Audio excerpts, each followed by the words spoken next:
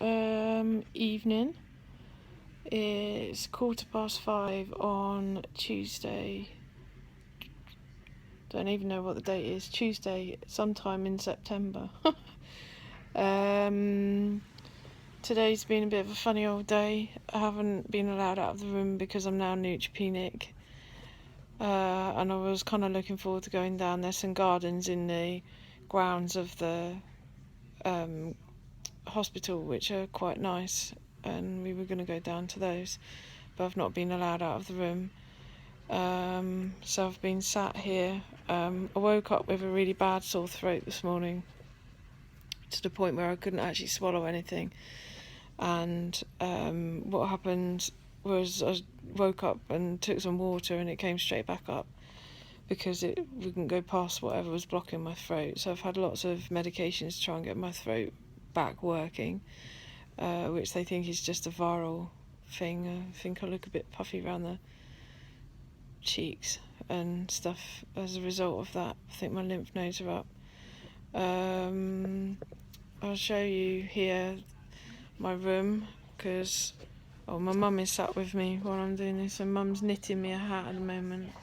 And over there is my paramedic bear, Stan, and Blue Ted, and another bear. So they've been keeping a watch over me during my journey.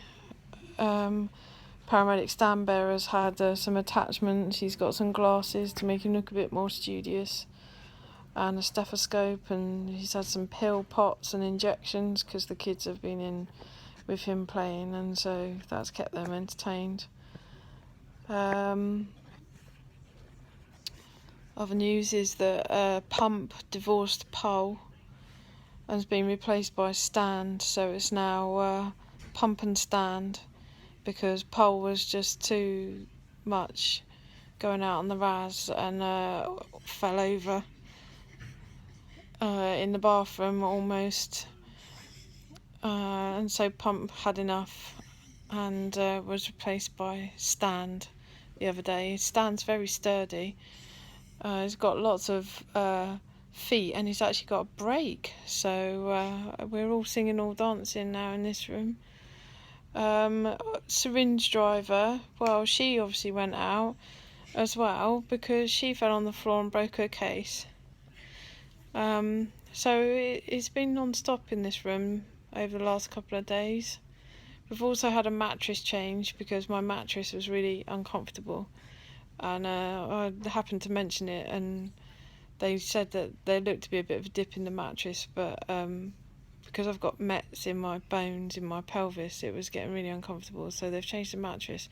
So I'm now luxuriating in a thicker mattress, and they've also got and brought up to the room an air mattress if I want one of those, but I've heard it's a bit like a waterbed, so I'm not quite sure whether to try it or not. So that's what's been happening in my world. All very exciting.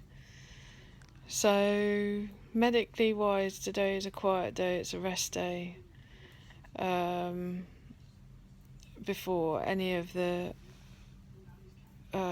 things go ahead tomorrow. Tomorrow's D-Day, tomorrow is Tills Day.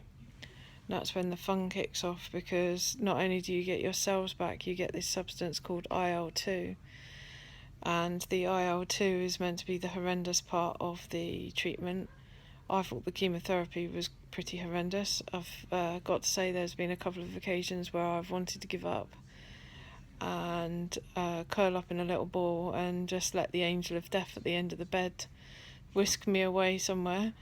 But we're still here. But the IL-2 part, they hope to induce rigors and make you feel like you've got the most horrendous flu in the world.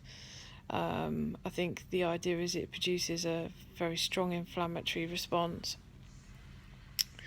and I don't really understand. I think it's meant to help support the tills do the job that the tills are meant to be doing. So it's what the tills have been grown in.